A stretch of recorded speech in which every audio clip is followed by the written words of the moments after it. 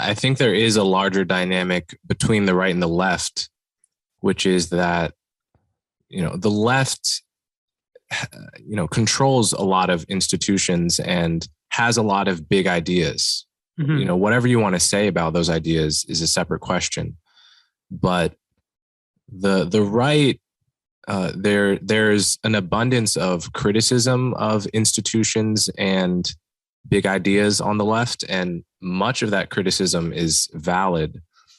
But it's less often that there is an equally big idea that offered as an alternative, or the same degree of successful institution building. And the newspaper example that you give is, I think, just one example of that dynamic that I think I'm seeing in a lot of different sectors.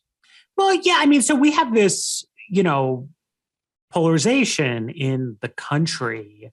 Both in terms of parties disagreeing, but in terms of demographic groups, right? So, younger people, college graduates, people who live in cities, going to the left, and older people, working class people, people who live in rural areas, going to the right.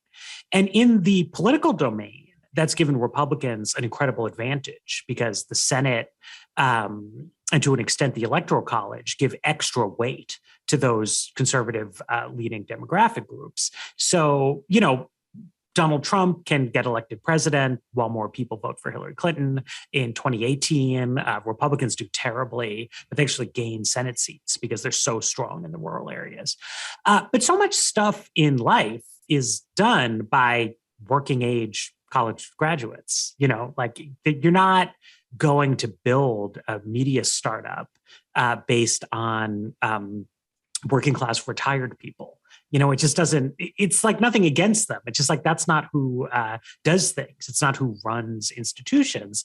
And I think it's a pretty unhealthy place that the country's gotten in on both ends. I mean, I think progressive people feel their aspirations in democratic politics are being foiled through unfair means. And I think that conservative people feel that, look, I just want to get medical advice from the American Medical Association. I don't want them to have a heavily ideological, guide to addressing inequities in medicine, right? That I just want institutions to function in their professional capacity, but they don't. I mean, institutions these days, they tend to lean left in their management because that's who manages institutions.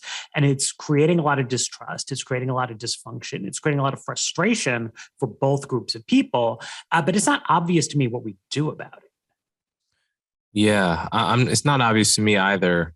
It's just, it scares me that we are more and more entering a situation where everyone feels like a victim group and has legitimate grievances to point to, mm-hmm. and sort of focus on. So as you pointed out, the left can genuinely point out the fact that my vote in a very real sense is worth less than the vote of someone in a rural region, a conservative in a rural region. And that violates my sense of justice and fairness. And then on the flip side, people on the right can point out the fact that, when they turn on the TV to anything other than Fox, or, try to just sample the mainstream media landscape, everything has a left-wing skew. And they can understandably feel like the culture is just totally captured by the left in some ways. Well, and I also think that there's America has now a kind of, I don't want to exaggerate, but a somewhat shared culture of valorizing victimization in a weird way. You're pretty young, but if you go back to, 20 years ago, I think that conservatives' critique of the left, or part of it, was that there was too much sort of emphasis on victimization and, oh, woe is me, and sort of, external locus of control. And people need to take responsibility for their lives and, do the best they can with what they have offered to them. And part of the Trump turn in Republican Party politics has been taking up that kind of same flag of like persecution and helplessness, but by different and wider groups of people, right? So now, like, it's immigrants' fault if I don't have the job that I want, right? Or like that, like trade is bad, and like the Chinese are pulling a fast one on us, and that kind of grievance politics, but coming from non-college educated white people in the Midwest, as opposed to, low-income African-American people. And it's, I think, like, not super healthy. It doesn't, it's true, right? Like, none of us are like the authors of our own destiny, right? We are all beneficiaries and victims of circumstance to varying degrees. Things happen. You can't fully control anything in life, but it doesn't make people happier or better off to dwell on the ways in which they've been wronged or something that happened to them that they can't control. Like, as a giving advice to any human being, like, you want to focus on the things that you can control, right? And like, try to do your best. Like, you will be better off that way. You will be happier that way. Trying to cultivate a sense of gratitude for what you do have, a sense of accountability for what's gone missing.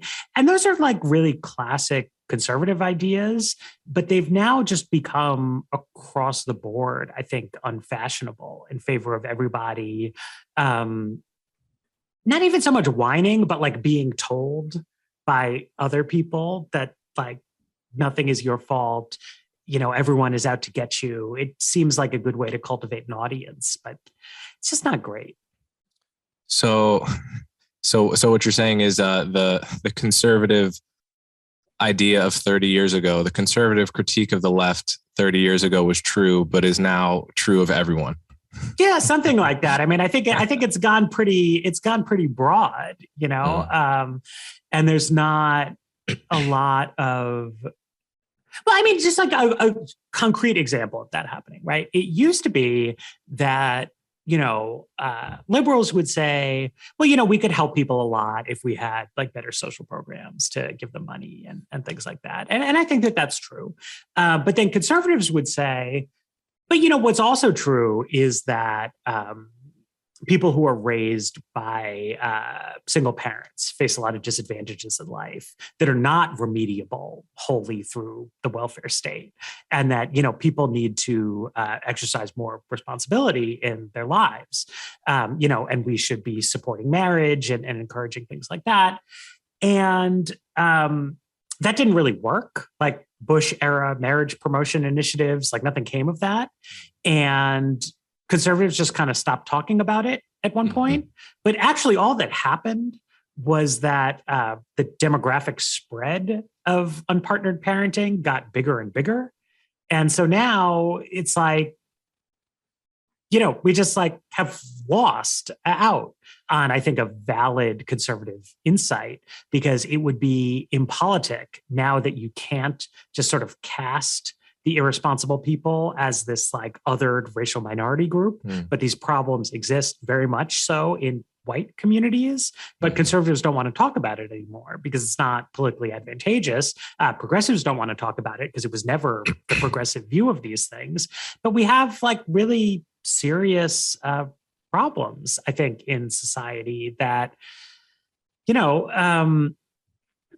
require some level of like community engagement and concern over and above the things that the left wants to do.